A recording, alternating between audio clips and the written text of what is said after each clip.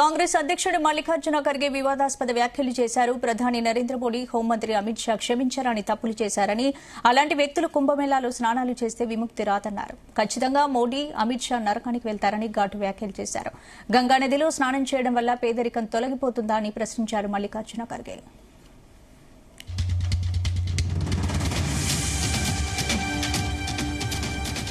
ఈ వ్యాఖ్యలకు సంబంధించి పూర్తి అప్డేట్స్ మా ప్రతినిధి సతీష్ అందిస్తారు. సతీష్.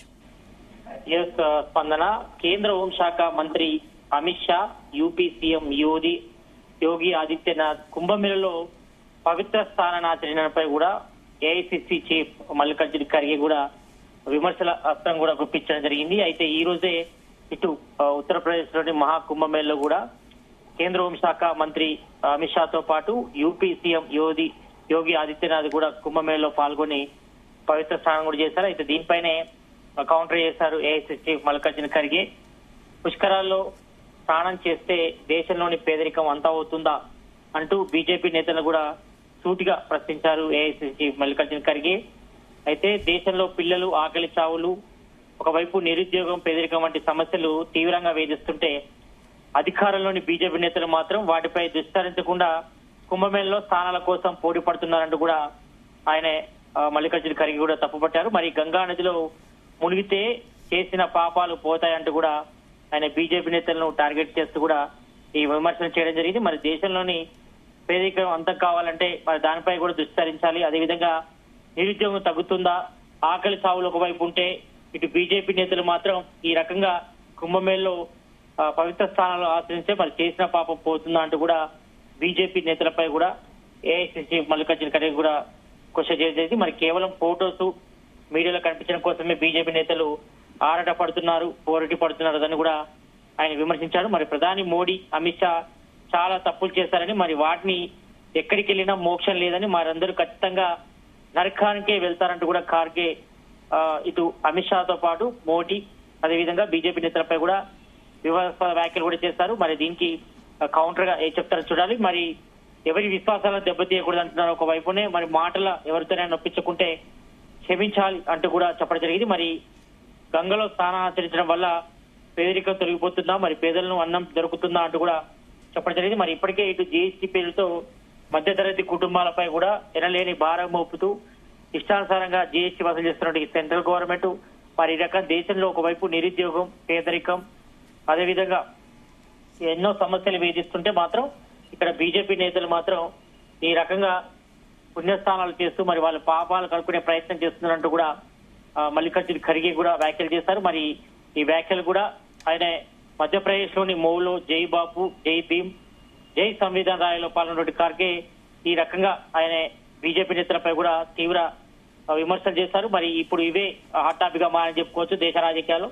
ఇక్కడ ఒకవైపు బీజేపీ కూడా విమర్శిస్తుంది, ఎందుకంటే దాదాపు మనం చూస్తున్నాం ఇటు మహాకుంభమేళలో భాగంగా ఇటు యూపీ, ఉత్తరప్రదేశ్ లో కూడా పెద్ద ఎత్తున కూడా ఇటు సాధువులతో పాటు హిందూ భక్త జనం అంతా కూడా పెద్ద ఎత్తున కూడా ఇతర రాష్ట్రాల నుంచి కూడా పెద్ద ఎత్తున కూడా స్థానాలు, పుణ్యస్థానాలు కూడా ఆచరిస్తున్నారు. మరి ఈ నేపథ్యంలో ఈ రకంగా మరి బీజేపీ నేతల పట్ల ఏఐసిసి చీఫ్ మల్లికార్జున ఖర్గే ఈ రకంగా వ్యాఖ్యలను చేయడం కూడా, హిందువులను కించపరిచే విధంగా మాట్లాడడం పట్ల కూడా కొంతమంది హిందూ సంఘాలు కూడా మల్లికార్జున ఖర్గే హిందువులను లక్ష్యంగా చేసుకున్నారని కూడా ఇటు పెద్ద ఎత్తున కూడా కౌంటర్ కూడా వస్తుంది. మరి ఖర్గే వ్యాఖ్యలు సనాతన ధర్మంపై దాడి చేయడంగా అని కూడా విమర్శిస్తున్నారు. మరి హిందూ మతాన్ని కించపరచడం కాంగ్రెస్ నేతలకు అలవాటుగా మారిందంటూ కూడా ఏఐసిసి చీఫ్ మల్లికార్జున ఖర్గే వ్యాఖ్యలపై కూడా బీజేపీ సీనియర్ నాయకురాలు సబిత్ పాత్ర కూడా తన శైలిలో కూడా విమర్శలు చేశారు. మరి మతం ఏదైనా ఖర్గే ఇలాంటి మాటలు కూడా మాట్లాడడం కూడా సరికాని కూడా చేశారు. మరి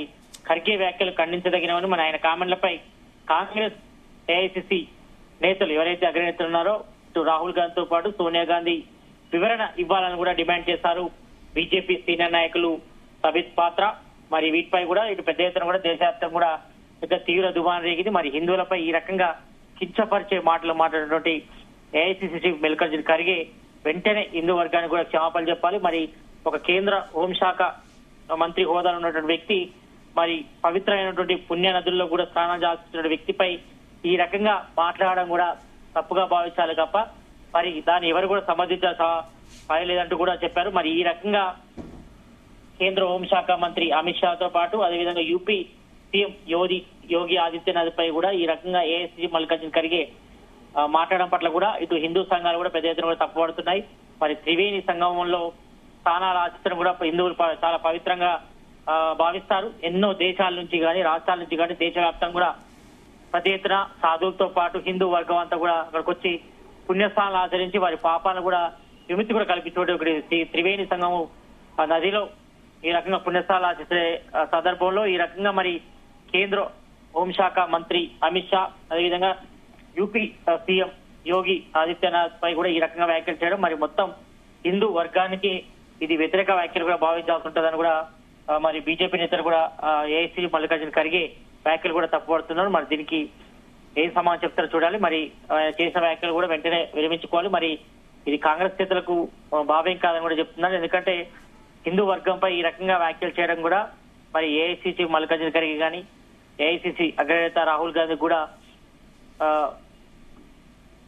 వ్యాఖ్యానిస్తారు కాబట్టి మరి ఈ రకంగా సనాతన ధర్మంపై దాడి చేయడం కూడా విమర్శిస్తున్నట్టుగా తెలుస్తా ఉంది. మరి దీనిపై కూడా వెంటనే కాంగ్రెస్ నేత కూడా క్షమాపణ చెప్పడం కూడా ప్రధానంగా బీజేపీ నేతలు కూడా డిమాండ్ చేస్తున్న పరిస్థితి కనిపిస్తుంది. మరి ప్రజెంట్ అయితే మాత్రం మల్లికార్జున చేసిన వ్యాఖ్యలు మాత్రం దేశవ్యాప్తంగా కూడా హిందూ వర్గాన్ని ఇష్టపరిచే విధంగా మాట్లాడారు కాబట్టి మరి ఆయనపై చర్యలు తీసుకునే విధంగా కూడా చేశారు కాబట్టి మరి ఆయన వెంటనే క్షమాపణలు కూడా చెప్పాలని కూడా ప్రధానంగా బీజేపీ నేతలు అయితే ఆరోపిస్తున్న పరిస్థితి చూస్తున్నాం.